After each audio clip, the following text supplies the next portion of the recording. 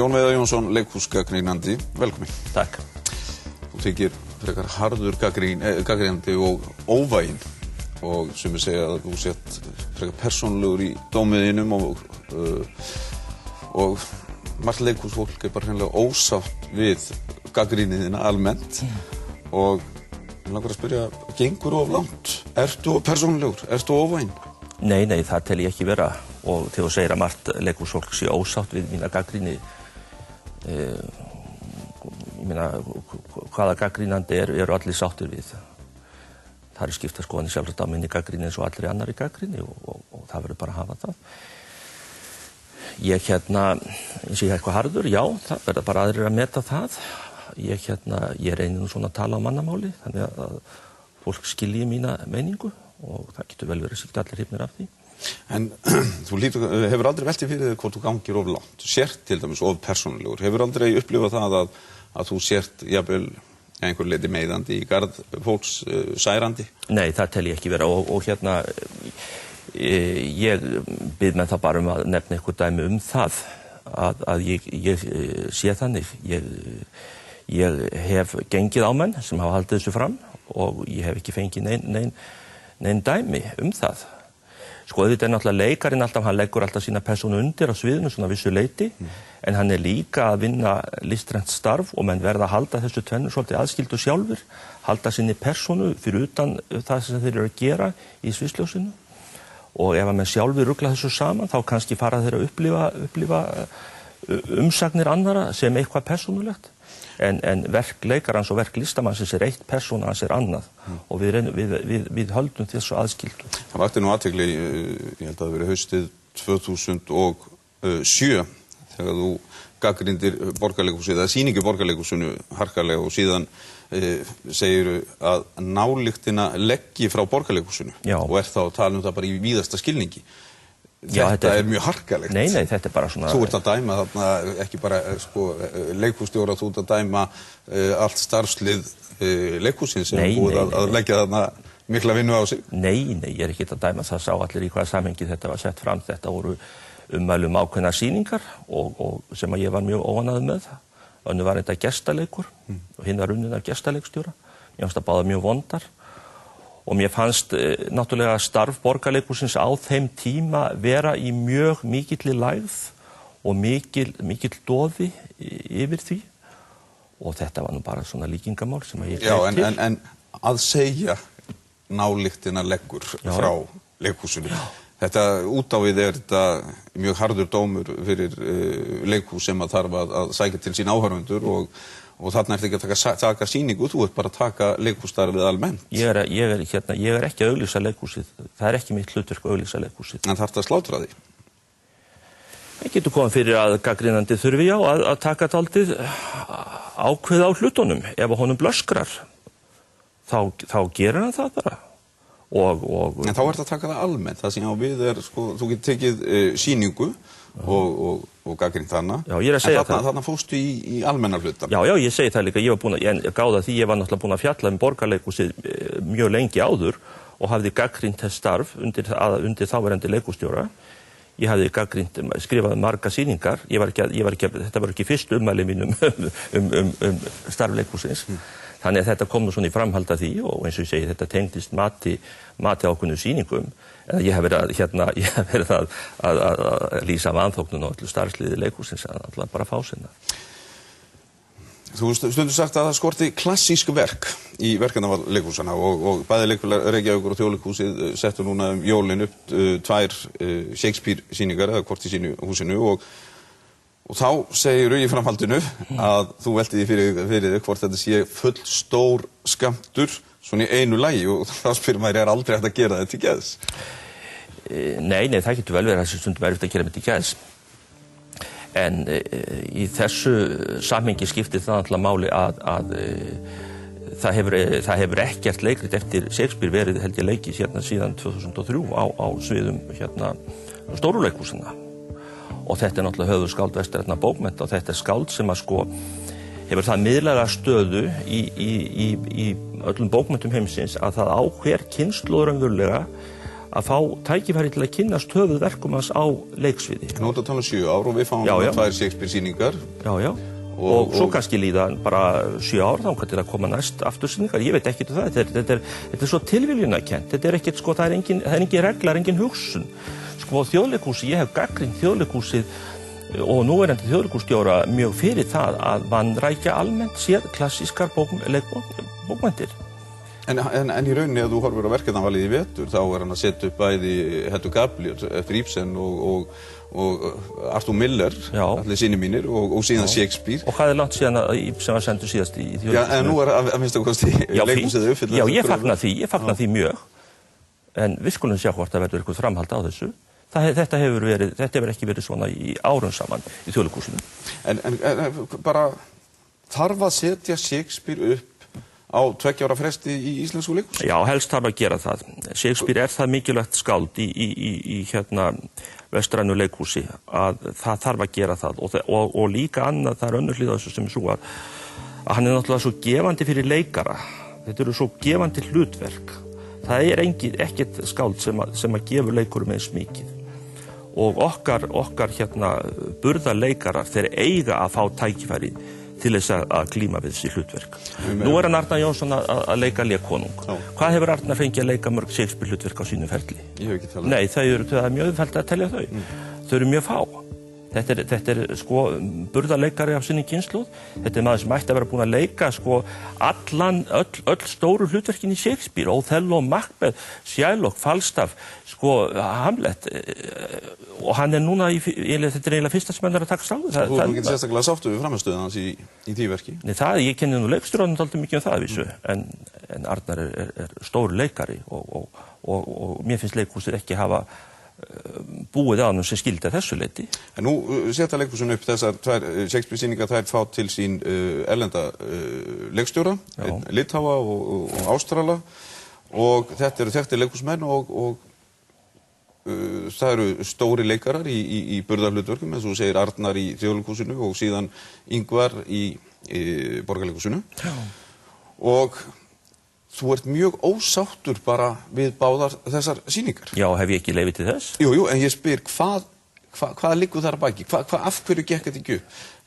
Þú ert mjög gagnrýninn á þessa leikstjóra fyrst og fremst. Já, það má segja það. Þetta eru talsvert svona atkvæðamiklir leikstjórar. Þeir hafa greinilega sinn stíl og setja svona mjög skýrt mark á sína vinnu. Ég veit ekkert hvernig þeir eru, ég hef aldrei séð, ég hef séð sýningu eftir Litháan sem kom hingað í vor, en það er náttúrulega líka meira en að segja það kannski fyrir leikstjóra að koma utan að og vinna með leikurum sem hann hefur þegar maður þekkir ekki og hérna, það er mikil áskorun. En það er samt eitthvað sem við erum að sækjast eftir, að fá meira af erlendu leikstjórum til þess að svona gæða þetta lífi. Já, og erlendi leikstjórar hafa oft komið með mjög góða hluti inn í íslenskt leikhús og brotið upp menn. En í þessu tilfelli finnst mér það nú ekki gerast. En þessi snjöllu leikara sem við nefndum, Ingvar og Arnar, í rauninni ertu ósáttur í rauninni við framistöðu þeirra beggja, en þá beinur í sjónviðinu fyrst og fremst að leikstjórunum í báðum tilfellum. Já, en það er líka þetta sjáðu til að við erum að tala um Shakespeare. Menn þurfa líka að læra að leika Shakespeare. Það er ekkit sem segir það að leikari sem hefur ekki komið nærri þessum höfundi, hefur ekki flutt svona texta, og þetta er kröfuharður texti, minnst að það í þýðingum Helga Hálfdanarsonar, hann hérna, það er ekkit sjálfgefið að honum takist í fyrstu atrennu. Ingvar og Arnar hafa ekki leikið mikið, fengið mörg tækifæri til að leika þetta skáld og það er engin hérna, og þetta er bara góð tilraun. Ég bara ætla að vona að það verði framhald á þessu.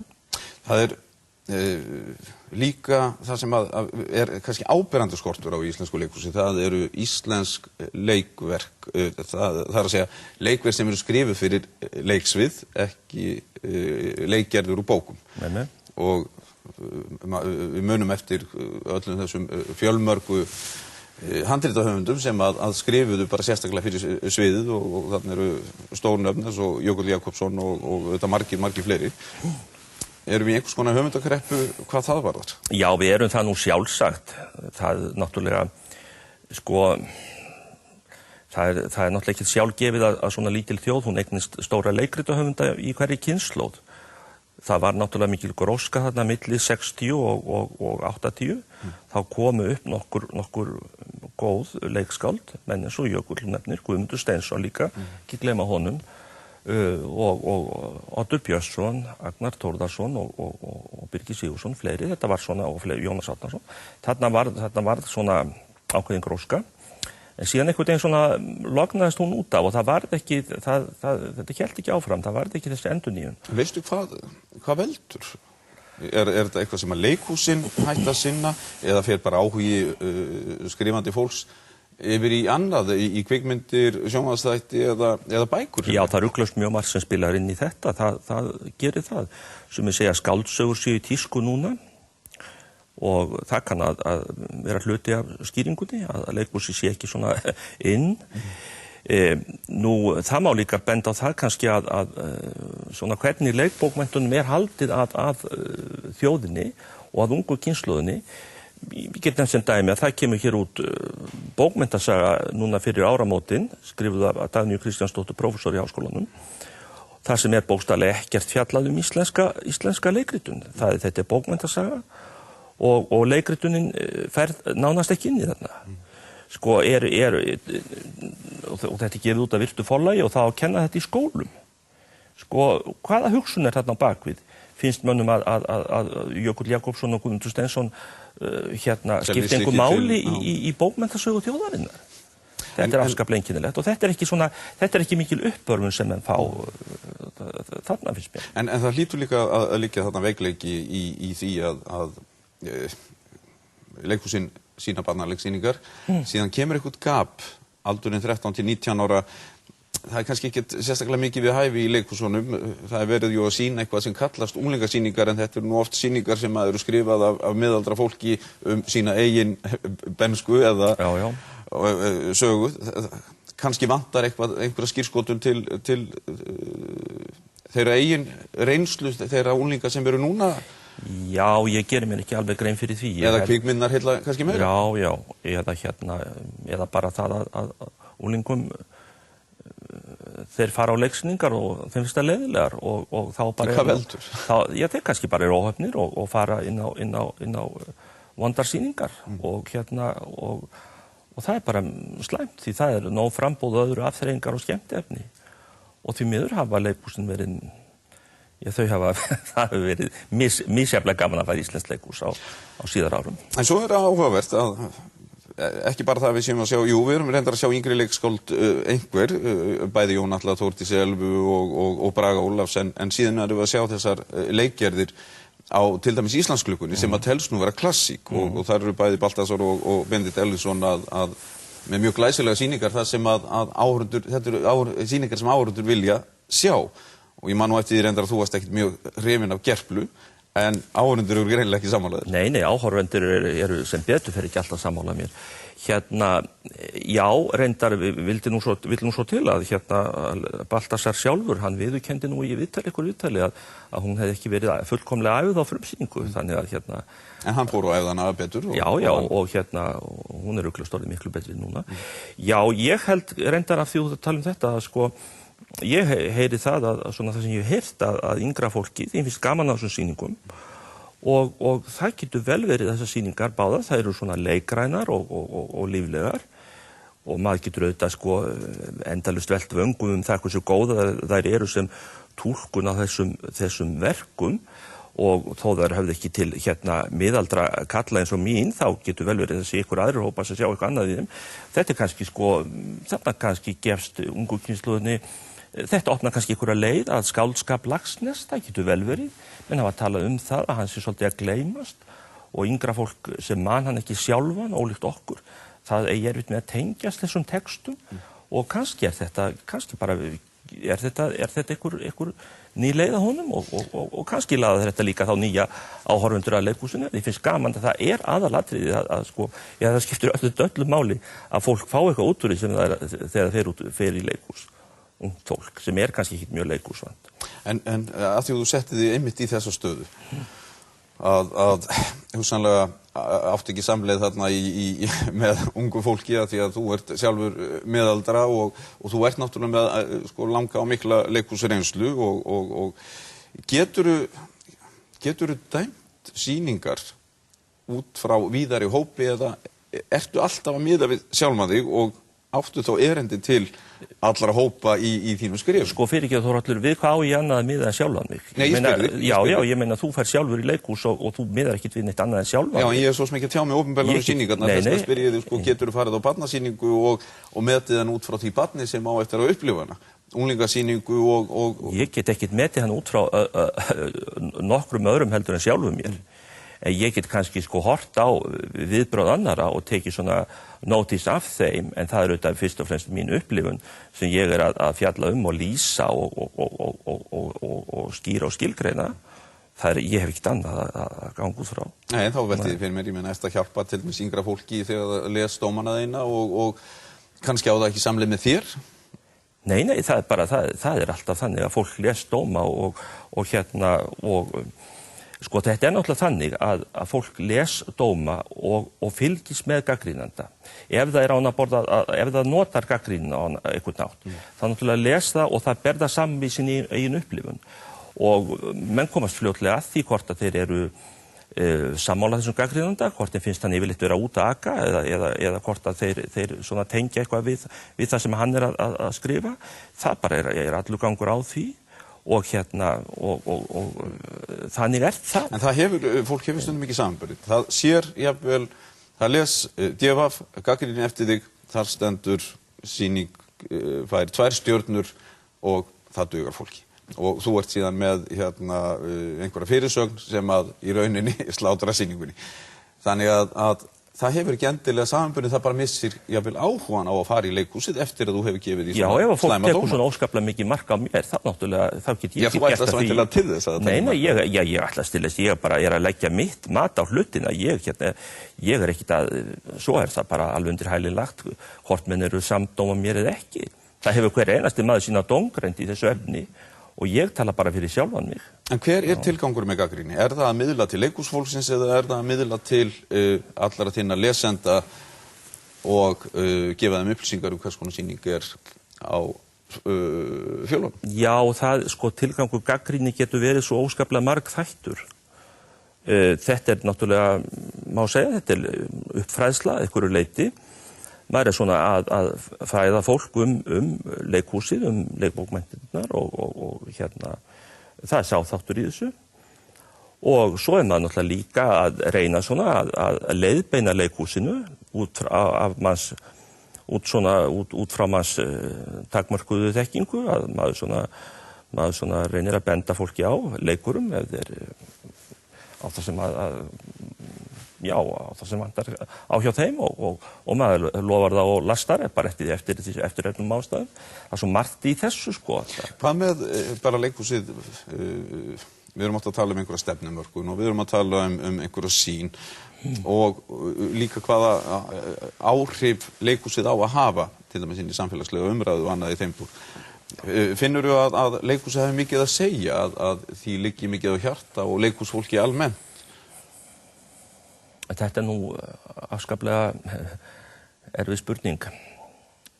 Já, ég held nú að flestum sé nú einhver alvara með því sem þeir eru að gera. Já, ég veit að þeim er alvara, en það sem við er sko skipta sýningar máli til dæmis inn í bara það sem við erum að upplifa inn í samfélaginu og skiptir það máli að leikhúsi skiptir máli þar.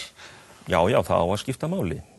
En ég ætla nú ekki að setja mér neitt dómarasæti það. Það verður bara ég er ekki til þess bærar en aðrir að meta það. En þú horfir yfir verkefnum að leikhúsana og velti því fyrir þér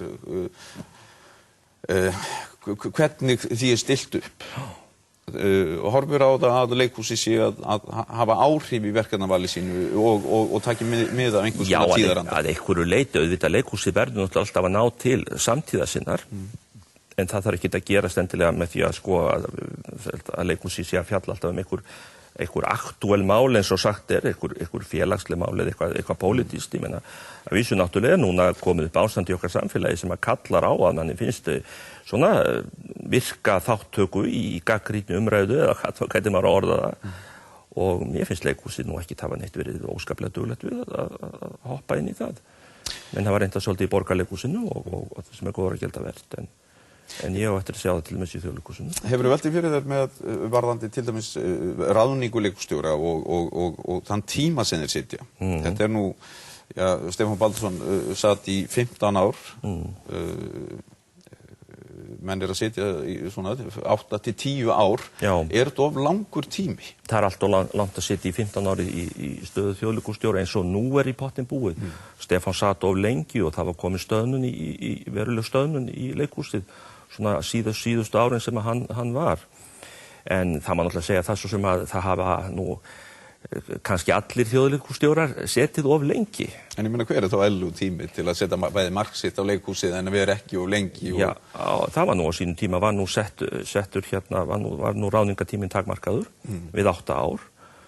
Það var fellt burt árið 2000, minni mig, ég skildi það aldrei, hvað það lá á bakvið. Og ég til að það hafi verið óþurftaverk gagnvart leikhúsinu að afnema það.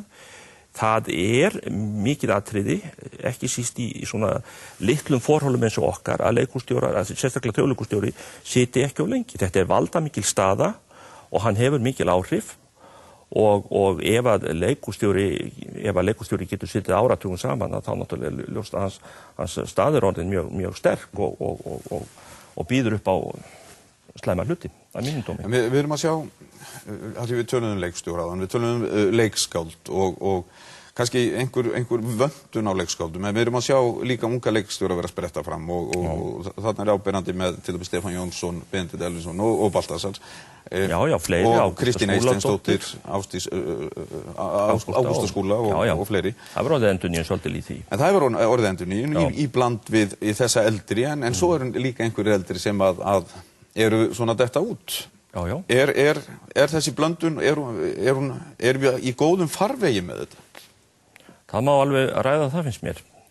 Sko, það náttúrulega bara þannig í okkar litla leikhússamfélagi að atvinnutækifærin eru fá og það er mikið framboð á kröftum. Það eru margir kallaðir, fáir útvaldir eins og þar stendur og maður getur alltaf deilt það hverjir eru útvaldir og hversu langur þeirra útvalningatími er. En hefur þú sérstaklega skoðun á því? Hvað það varðar? Sko, nei, auðvitað, ég get ekkert alhæft neitt það. Sko, mér finnst bara á meðan að listamaður í góðu formi, hvort sem það leikari eða leikstjóri eða einhver annar, þá á hann auðvitað að fá verkefni og þá á hann að fá að þroskast og njóta sín. En svo gerist það auðvitað alltaf að svona, ef menn eru kannski lengi á svipuðum slóðum, að það kemur svona stöðnun í hlutina. Og þá getur verið mjög gott fyrir menn bara að finna sér einhver önnur verkefni og brjóta upp. Ég held til dæmis að það hafi verið ágætt fyrir hann Kjartan Ragnarsson að hætta í leikhúsinu tíma. Hann náttúrulega var mjög atkvæða mikill í Þjóðleikhúsinu á sínum tíma og nú hvarf hann það fyrir 5 árum, fann sér nýtt verkefni og sem hann hefur staðið sig frábærlega í og byggt upp eins og við landnámsetrið á samt sín ágætu konu. Þannig að sko að þetta gott dæmi svona það hvernig menn geta brotið sjálfas upp sko. En það bara eru sveiflur í þessu eins og öðru. Hefur veltið fyrir hvort að þú sem gagnrýnandi hafi staðnað? Nei, ég held þessi ekkert staðnaður. Alls ekki. Bara mjög afgerandi því? Já, ég upplifði mig ekkert sem staðnaðan. Ég gaman að skrifa gagnrýni í dag og mér finnst ég eiga erindi við leikhúsið líka. Og þú munt halda því áfram? Já, auðvitað, þá ger ég það. Já, en þú hefur miklar ambisjónir fyrir leikhúsinu og í öllum þessu skrifinðinum, annars væri nú alltaf að skrifa reglulega og fylgjast með leikhúsinu eins og þú hefur gert. En hvað viltu sjá gerast? Ég meina, þú hlýtur þá að vera með mjög afgerandi hugmyndir fyrst þú hefur gagnrýnt til dæmis leikhús sem eru verkefnaval og ákveðna þróun og þroska ýmissa listamanna og ýmislegt, þá hlýtur það mjög skýra hugmynd hvernig þú vilt sjá leikhúsið. Nei, sko, ég hef ekki náttúrulega neina formúlu, Þórhallur, ég kann enga formúlu fyrir góðu leikhúsi, sko. Það kann ég ekki. En á sama tíma þú getur gagnrýnt það svona harkalega, þá hlýtur að vera búin að mynda þig skoðunum hvað þú vilt. Já, harkalega, ég get verið harður ef mér finnst ástæða til þess, en ég er ekkit. Það kemur stökum fyrir líka að ég rósa mönnum. Nei, sko, ég hef náttúrulega, auðvitað, sko, mér finnst náttúrulega sjálfsagt að eiga allir að hafa metna fyrir leikhúsi sem annar borð eru í þessu sem atvinnumenn að einhverju leyti. Og sko, ég vil náttúrulega, það sem mér finnst vanta í leikhúsin dálítið mikið núna bara svona, hvað maður segja, bókmenntaleg þyngd, ef svo má segja, að það vantar svolítið, það vantar skilning á þeim þætti. Menn eru dálítið mikið í populismanum. Auðvitað eru leikhúsin náttúrulega hjá okkur, leikhús okkar eru náttúrulega bundin, við aldrei gleyma því að þau eru náttúrulega háð aðsókn að verulegu leyti, ekki síst leikfélag Reykjavíkur. En það ekki líka hættan til dæmis, eða áhyggjumann að sýning floppi og það mun hafa áhrif á bara heilt leikár, að hvað ákvarðanir þið taka og bæði í verkefnavali, leikstjóravali og sem að getur leitt auðvitað til þess að menn taki ekki eins miklar áhættu. Nei, þjóðleikhúsið í mun betri stöðu til að gera þetta heldur en leikfélag Reykjavíkur, það bara vitum við. Þannig að maður kannski getur sýnt leikfélaginu meira umburðarlyndi ef að það er mjög populistist. En þjóðleikhúsið á að hafa burði til að sinni listrænu skyldu miklu betur heldur en það gerir. Jón Viðar, takk fyrir komuna. Já, takk.